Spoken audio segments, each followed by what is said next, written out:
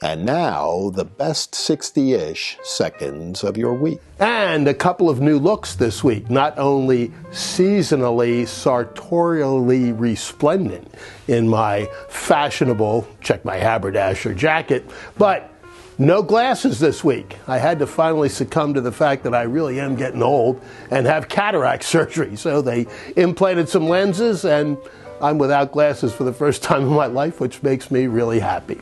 And here we are on the shortest day of the year, which for a guy like me who loves sunshine and warm is a turning point, the winter solstice. And we move now towards longer days each and every day that passes.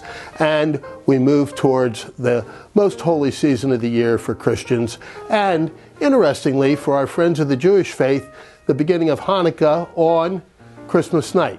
So the convergence of those two holidays this year is of special meaning and makes it extra special for everybody. And there has been a lot in the news this week. We'll go to a couple of them right now. And the biggest piece of news comes just before we record this, that Fani Willis, the prosecutor in Georgia, has been disqualified from taking the Trump case forward down there. She and her boyfriend, who she put on the payroll to prosecute the case, a guy who had no real experience in the area and who was taking exorbitant fees for the right to prosecute a political case against Donald J. Trump, now thrown to the side. They're going to appeal that. Believe me, the state Supreme Court is not going to go in a different direction. And once again, the prosecutions around Donald Trump, the faux prosecutions that we all knew about, fall by the wayside one by one by one. And it requires all of us to think a little bit about the weaponization of the criminal justice system. It really should send a chill down the spine of liberals and conservatives, of independents, moderates, people of every political persuasion. Because if it can happen to us, it can happen to them, and vice versa. We've got to get politics out of the criminal justice system. It's as simple as that. And what was done to Donald Trump was abhorrent, but we can't take the retaliation of doing it a different way. And Donald Trump says he's not going to do it. He goes by the old adage that living well is the best revenge, and he says success is going to be the greatest retribution that he will seek, and we're all looking forward to the successes of the new administration come January 20th and 21st. And the Trump cabinet continues to unfold. They're now going up to the Hill to gain support for confirmation. This is a cabinet unlike any we've ever seen, and that's a good thing. We've got people who are not career politicians, not from the professional class of Washington, D.C.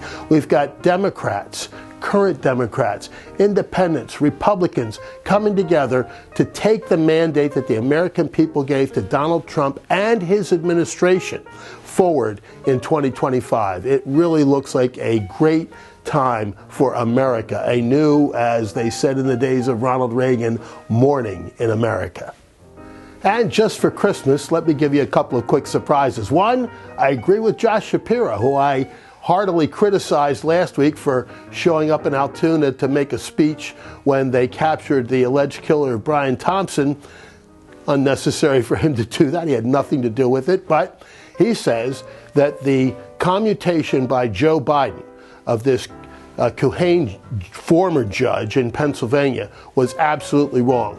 And Josh Shapiro is right. It is an absolute travesty of justice. And you've got to scratch your head and ask, why would Joe Biden possibly commute the sentence of a person who took bribes to send juveniles to prison? If you can think of anything worse than that in the criminal justice system, please let me know, because that's what he did, that's what he was convicted of, that's what he was in prison for, and that's what Joe Biden commuted. And I agree with Josh Shapiro. He just absolutely shouldn't have done it.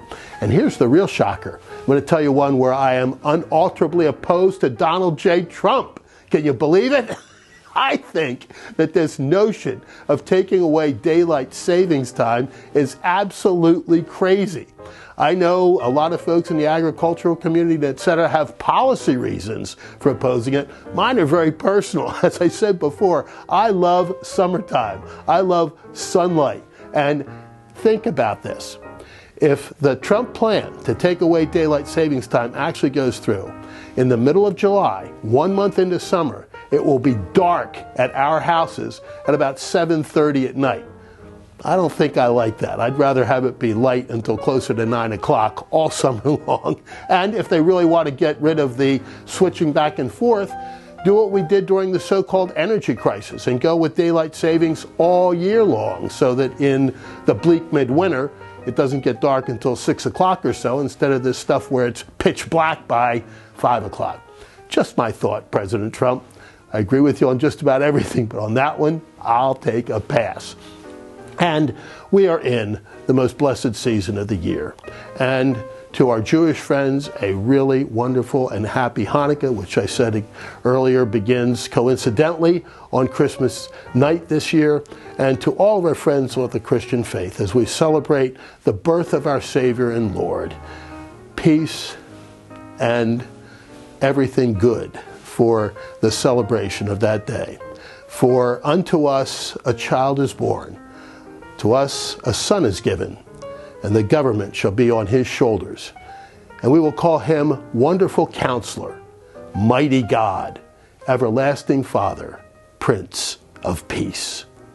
To all, a blessed and happy and very Merry Christmas. And for now, that is the best 60-ish seconds of your week.